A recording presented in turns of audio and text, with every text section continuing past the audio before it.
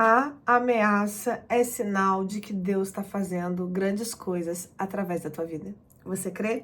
A Bíblia diz aqui em Atos, capítulo de número 4, versículo de número 17, diz assim: Mas, para que não haja maior divulgação entre o povo, ameacemos para não mais falar deste nome a quem quer que seja. Chamando-os, ordenaram-lhes que absolutamente não falassem nem ensinassem em o nome de Jesus. Mas Pedro e João lhe responderam: Julgai ser justo diante de Deus, ouvi-vos antes a vós outros do que a Deus, pois nós não podemos deixar de falar das coisas que vimos e ouvimos. Depois, ameaçando-os mais ainda, os soltaram, não tendo achado como castigar por causa do povo, porque todos glorificavam a Deus pelo que acontecera. A Bíblia vai afirmar aqui nos versículos anteriores que, através de Pedro e João, Deus operou sinais. Eles estavam pregando no templo, por causa disso eles foram presos, aí eles foram parar perante o Sinédrio, não tinha como manter eles presos, e eles vão fazer o quê? Vamos ameaçá-los.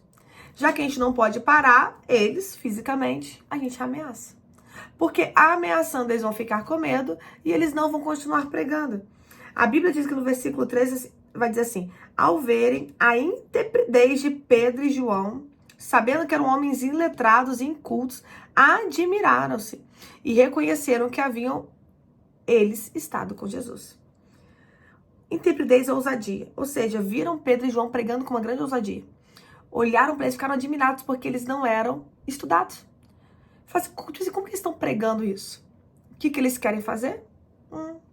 São menores do que nós, né? Tá fazendo sinal, tá fazendo prodígio, tá atraindo pessoas. Eu vou parar eles. Como eles não conseguem parar fisicamente, eles querem parar na base da ameaça. Então eu estou aqui para te dizer que se o inferno está se levantando, o adversário com as suas armas está se levantando para te ameaçar, para te parar, é porque você está causando diferença. Quem não causa diferença no mundo espiritual, o inimigo não se levanta. Sabe aquela pessoa que não fede nem cheira espiritualmente? Tem costume de falar isso, né? Mas fede as narinas de Deus. É no sentido de não gera diferença no mundo espiritual, no sentido do inferno. A pessoa não incomoda o inferno porque ela já está do lado do adversário. A Bíblia diz em Apocalipse: seja quente, seja frio, o mono vomitar-te-ei da minha boca. Ou seja, a Bíblia está falando que aquele que parece que é, mas não é, que um dia já foi e não é mais, que um dia já experimentou, né, mas apostatou da fé, são aqueles que não fazem diferença mais, são aqueles que Deus vomita, são aqueles que Deus rejeita. E quem está vomitado, quem está rejeitado, ele vai perseguir quem está fazendo. Então você não está entendendo o nível da perseguição. E Deus está falando contigo através deste vídeo. A perseguição está sendo proporcional àquilo que eu tenho feito através da tua vida. A perseguição está sendo proporcional aos sinais que eu tenho manifestado através de você. Tem pessoas sendo libertas, curadas, transformadas. Tem pessoas sendo transformadas pela palavra, sabe? Tem pessoas sendo impactadas pelo evangelho. Então Satanás quer arrumar um meio de parar. E como? Suscita pessoas. Eu quero que você entenda que não é o inimigo que trabalha sozinho. O inimigo, ele trabalha através de uma deficiência do caráter da pessoa. Então tem gente que não faz e quer perseguir quem faz. Tem gente que não quer se posicionar e quer perseguir quem está posicionado. No caso deles aqui, eles achavam que estavam servindo a Deus. Eles olhavam os apóstolos e achavam que os apóstolos estavam seguindo uma seita, que Jesus era uma seita. Só que foi comprovado que não é. Que ele é o caminho, a verdade e a vida. Então tem anos que pelejam contra a igreja e a igreja continua prevalecendo. A Bíblia diz que Gamaliel fala assim, ó, antes de Jesus, né, se levantou um tal de Judas, um tal de Teudas. Agora, se a obra é de homens, perecerá. Mas se a obra é de Deus, cuidado para não se ver lutando contra Deus.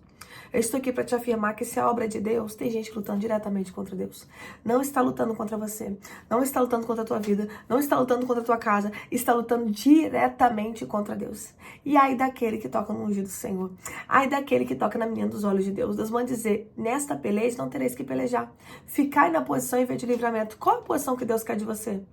Mais importa obedecer a Deus do que aos homens. Ah, mandaram parar de pregar, mais importa obedecer a Deus. Mandaram parar de profetizar, mais importa obedecer a Deus. E quando digo isso, eles não eram líderes deles. Eles eram apenas religiosos. Eles achavam que tinham Deus na vida deles. Eles achavam que Deus estava com eles, mas eles estavam muito enganados. Quantas pessoas acham que Deus está com elas, né? Quantas pessoas estão se levantando contra a vida dos outros, fazendo mal, amando situações, reunindo motim e acham que Deus está do lado delas? Não está. Porque nesta guerra, Deus só está de um lado. Deus só está do lado da igreja verdadeira. Deus só está do lado do povo que é dele. E ele sabe muito bem quem são os dele. Deus manda dizer, ei, não temas, não temas. Continua pregando o evangelho. Continua fazendo aquilo que Deus chamou para fazer. Porque através da tua vida, o nome do Senhor será glorificado. Através de você, pessoas serão impactadas pela palavra de Deus. Continua fazendo o que Deus te chamou para fazer. O inferno só faz ameaça através de pessoas, para que venhamos parar. Mas nós não somos daqueles que retrocedem para a perdição. O nosso alvo é Cristo e nós estamos indo rumo ao alvo. Aquele que põe a mão no arado e olha para trás, não é digno dele. Não é tempo de olhar para trás, é tempo de continuar trabalhando. Grande é a seara, poucos são os trabalhadores. Deus está te chamando para a obra. Desperta, tu que dormes. Deixa eu orar por você. Ora junto comigo. Glória a Deus. Pai, graças te dou.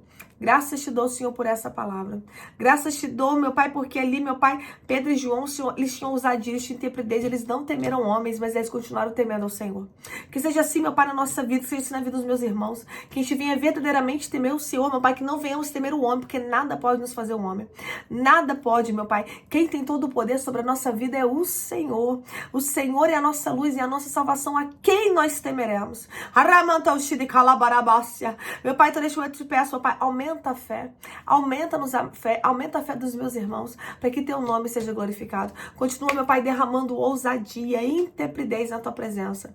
Meu Pai, continua só dando autoridade e revestimento, para que vidas venham ser alcançadas, em nome de Jesus. Pois mais importa obedecer a Deus do que decretos de homens que acham que conhecem a Deus, mas na verdade nunca conheceram. Assim eu oro crendo, meu Pai, que a obra do Senhor é imparável. No nome de Jesus. Se declara nos comentários, a obra de Deus é imparável. Deus é fiel para guardar aqueles que são dele. Deus é fiel para guardar a sua igreja. Enquanto tem um propósito ainda na terra, através de algumas pessoas, Deus preserva essas pessoas. Aquieta, seu propósito não termina agora. Tem muita caminhada aí pela frente. Que Deus te abençoe e fique na paz. Se esse vídeo falou com você, não esqueça de curtir, de comentar e de compartilhar para que outras pessoas sejam alcançadas pela palavra, assim como você está sendo. Deus te abençoe.